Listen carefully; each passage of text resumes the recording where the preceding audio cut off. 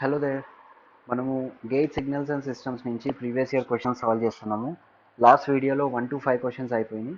ఈ వీడియోలో 6th to 10th question solve చేయడానికి ట్రై చేద్దాం. So the 6th question is integral -∞ to ∞ e power minus t delta 2t minus 2 dt is what అని చెప్పని అడుగుతున్నారు. అయితే ఈ క్వశ్చన్ని సాల్వ్ చేయాలి అని అంటే first of all try and observe this. Delta of 2t minus 2 can be written as delta of 2 times t minus 1, and the question also says delta of t is the direct delta function. ఒకవేళ delta t అన్నది direct delta function అయితే delta of tea minus 1 అన్నది shifted direct delta, and to be specific it is delayed in time.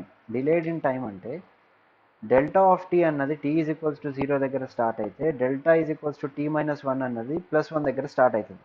So it has been delayed in time. Delayed in time అంటే 0 దగ్గరనే start కావాల్సిన సిగ్నల్ని 1 దగ్గర start చేసినాం అంటే టైంలో delay అయిందనే కదా దాని అర్థం.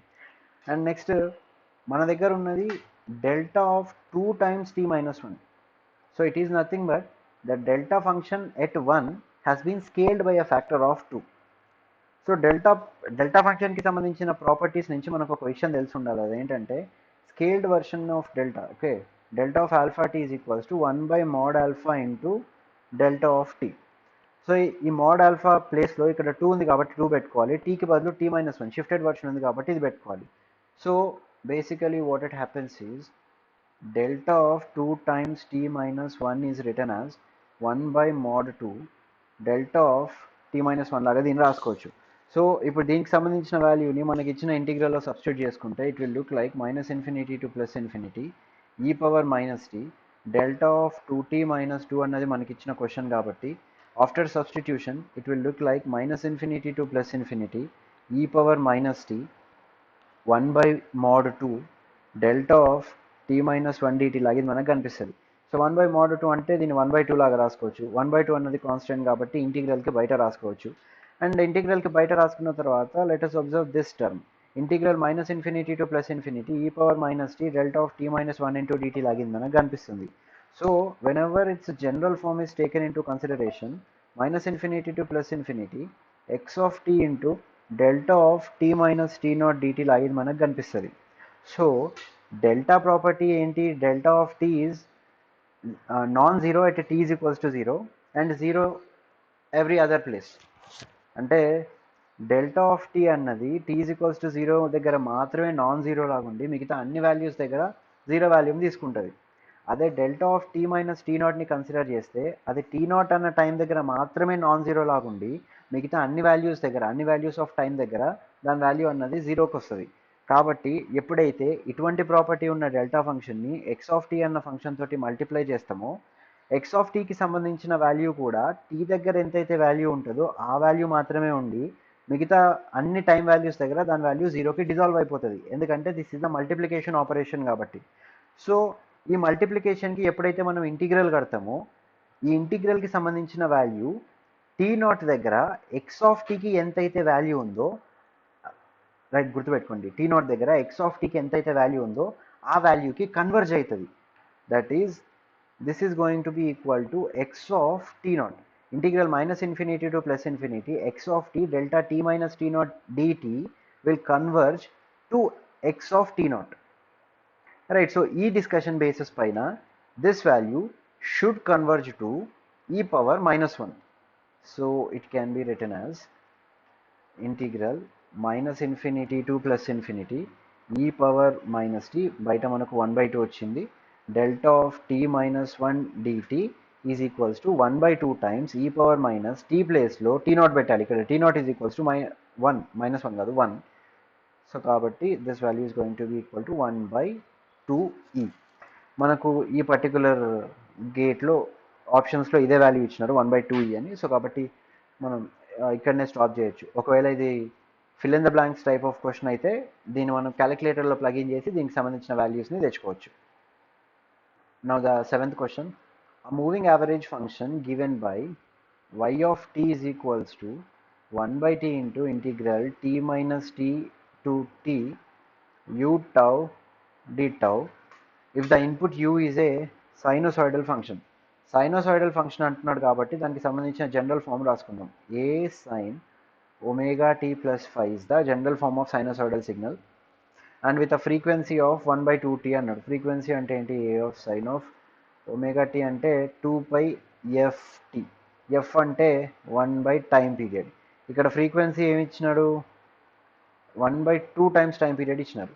సో కాబట్టి frequency is 2πt/2t. 2 gets cancel plus 5 is equals to 8 times sine of pi t/t plus 5. And then in steady state the output y will lag u by. Okay, యూకి సంబంధించిన value ఇట్లా ఉంటే వైకి సంబంధించిన value దీన్ని ఈ ఇంటిగ్రల్ని solve చేస్తే ఏదో ఒకటి వస్తుంది. ఆ వాల్యూ ఈ వాల్యూని ఎన్ని డిగ్రీస్ తోటి ల్యాగ్ చేస్తుంది అని అడుగుతున్నాడు. సో మనకి ఇక్కడ ఫేజ్ యాంగిల్ గురించిన క్వశ్చన్ ఇది కాబట్టి యూ ఆఫ్ టీని మనము రెఫరెన్స్ పాయింట్ లాగా తీసుకోవచ్చు. యూ ఆఫ్ టీని ఎప్పుడైతే రెఫరెన్స్ పాయింట్ లాగా తీసుకోవాలి అని అనుకున్నామో this 5 can be considered as 0.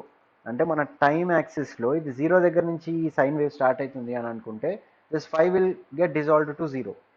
So కాబట్టి మనం ఏ సైన్ పై టీ బై టీని మాత్రమే కన్సిడర్ చేసి ఈ వాల్యూని ఇందులో సబ్స్టిట్యూట్ చేసి వై ఆఫ్ టీకి సంబంధించిన వాల్యూ కనిపెట్టచ్చు. Let us do that. Y of t is equals to 1/t times integral t minus t to t. U of t is a into sine of pi. t కి బదులు ఇక్కడ tau రాసుకున్నాం. It's a sudo variable t dt which is equals to a by t. ఇక్కడ మనము integration with respect to time చేస్తున్నాం కాబట్టి మనకి ఇది 1/π/t లాగా వస్తుంది. అండ్ ఇంటిగ్రల్ ఆఫ్ సైన్ చేస్తున్నాం కాబట్టి మనకి ఇంటిగ్రల్ నుంచి మైనస్ కాస్ వస్తుంది బయటకు. కాబట్టి మైనస్ బయట రాసుకొని cos of pi tau by t from t minus t to t వస్తుంది.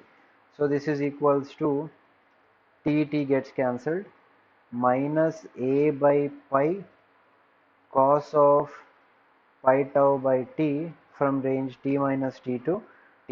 This is the upper limit and this is the lower limit. ఈ రెండింటిని ఇందులో సబ్స్టిట్యూట్ చేసుకుందాం. సో సబ్స్టిట్యూట్ చేసుకుంటే minus A by pi into cos of pi tea by T minus cos of pi by T T minus T వస్తుంది. Minus A by pi cos of pi tea by T minus cos of pi tea by T minus pi వస్తుంది.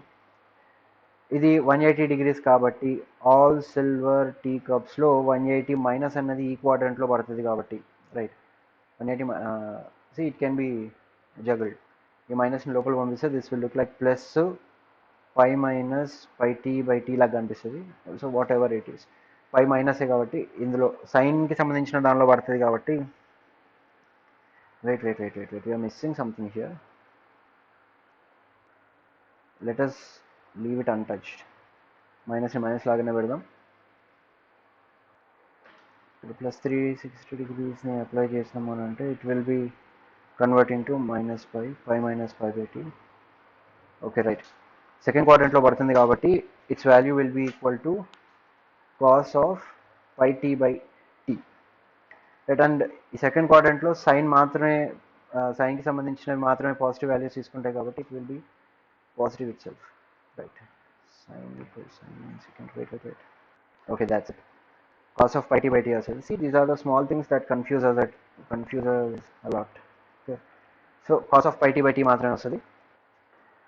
So మన final answer అన్నది మనకు minus A by pi cos of pi tea by t plus cos of pi tea by tea లాగా వస్తుంది. కాబట్టి this is going to be equals to minus 2 times a by pi cos of pi t by t. So మనల్ని అడుగుతున్నది log angle గురించి. మనము you of టీని consider చేసుకున్నప్పుడు we have taken sine wave. మనకి ఇక్కడ కొసైన్ వేవ్ వచ్చింది. ఈ కొసైన్ వేవ్ని ఒకవేళ మనం సైన్ వేవ్కి మార్చుకున్నాము అని అంటే అక్కడ మనం యాంగిల్ని అబ్జర్వ్ చేయడం ఈజీ అవుతుంది. So let us try and convert this cos into sine. So this is going to be equals to minus 2a by pi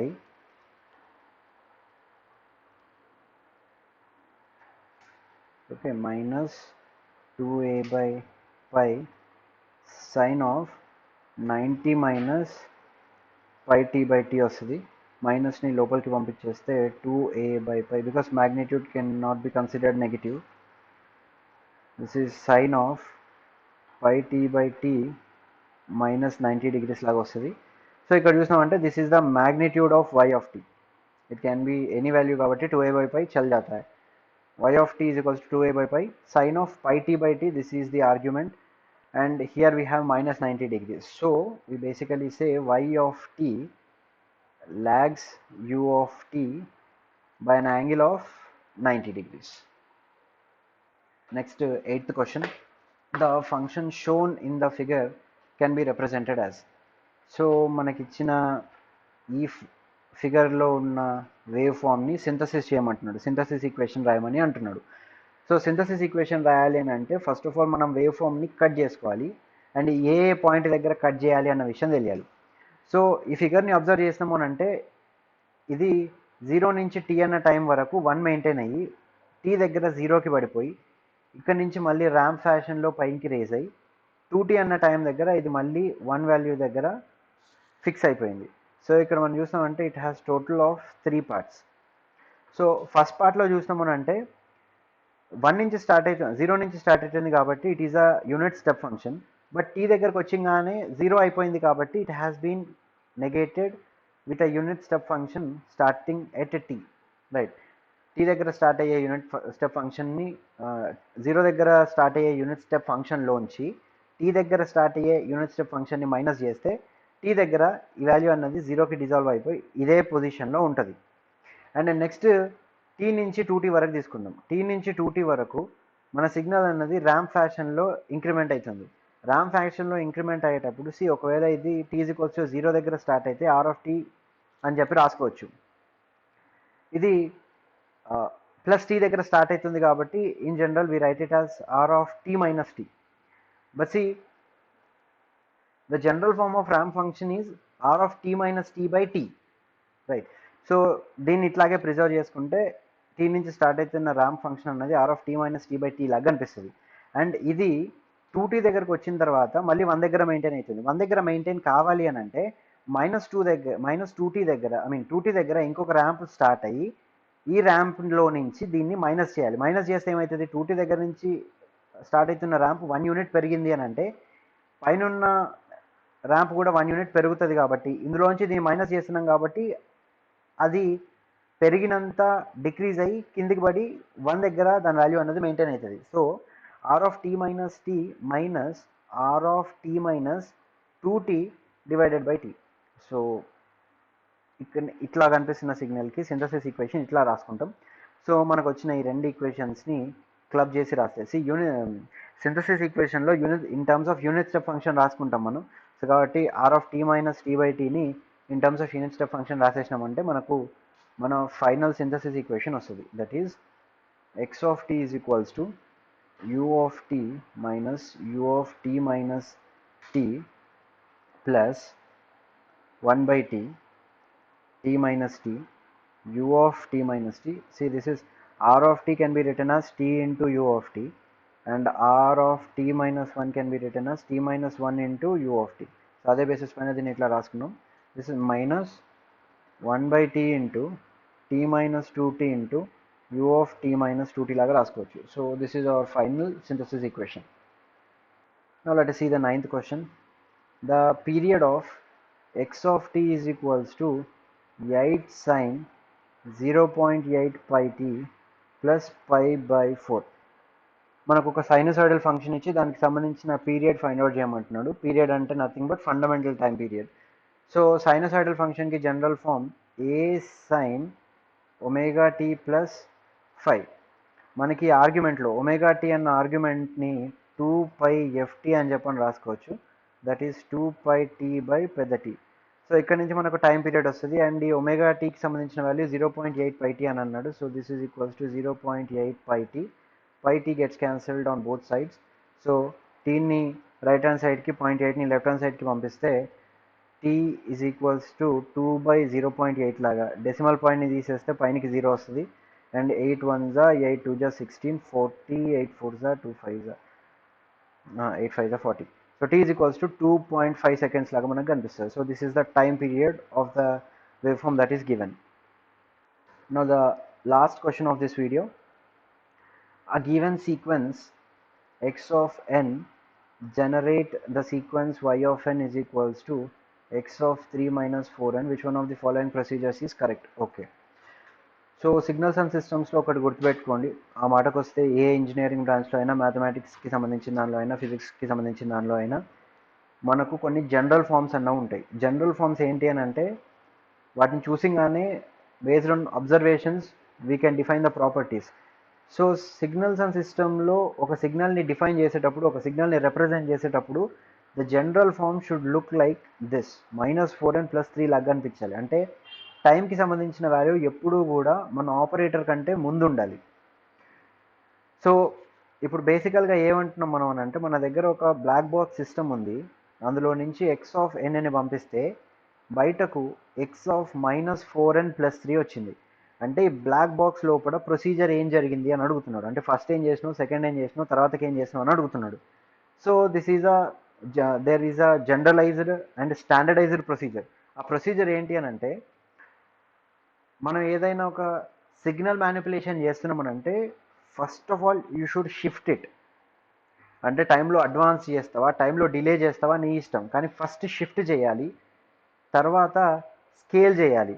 and the scaling factor, right, scaling factor alpha should not be equal to -1. Third కేసులో time reversal చేయాలి. Time reversal అని అంటే scaling by the factor of -1. So ఆ basis పైన చూసినప్పుడు shift scale time SST, ఇది గుర్తుపెట్టుకోండి. ఎందుకంటే గేట్లో ఒకవేళ దీనికి సంబంధించిన క్వశ్చన్ వస్తే this is the standard procedure to be followed. First shift, then scale and then time reverse. So నా దగ్గర ఉన్నది ఎక్స్ ఆఫ్ ఎన్, నాకు వచ్చింది ఎక్స్ ఆఫ్ -4n+3. ఫస్ట్ ఏమన్నాం, ఫస్ట్ షిఫ్ట్ చేయాలి అని అన్నాం. ఫస్ట్ షిఫ్ట్ చేయాలి అని అంటే ఎక్స్ ఆఫ్ ఎన్ని టైంలో అడ్వాన్స్ చేయాలి, అడ్వాన్స్ బై 3. ఇక్కడ 3 ఉంది కదా. సో ఎక్స్ ఆఫ్ n+3ని ఫస్ట్ జనరేట్ చేయాలి, తర్వాత స్కేల్ చేయాలి. ఇక్కడ స్కేలింగ్ ఫ్యాక్టర్ 4 మనకు. సో ఎక్స్ ఆఫ్ n+3ని by a factor of 4 scale చేయాలి. స్కేల్ చేస్తే that will look like x of scaling అనడం కంటే కూడా పికింగ్ అప్ ఆఫ్ వాల్యూ అనాలి ఇక్కడ. ఎందుకంటే స్కేలింగ్ అంటే మొత్తం వాల్యూని స్కేల్ చేసినట్టు అవుతుంది, but we're only picking the 4th sample. కాబట్టి ఎక్స్ ఆఫ్ 4n+3 అవుతుంది. నెక్స్ట్ టైం రివర్సల్ చేయాలి, అంటే ఎక్స్ ఆఫ్ 4n+3ని టైంలో రివర్స్ చేయాలి. టైంలో రివర్స్ చేయాలి అని అంటే ఎక్స్ ఆఫ్ -4n+3 లాగా చేయాలి. This is equals to x of 3 - 4n.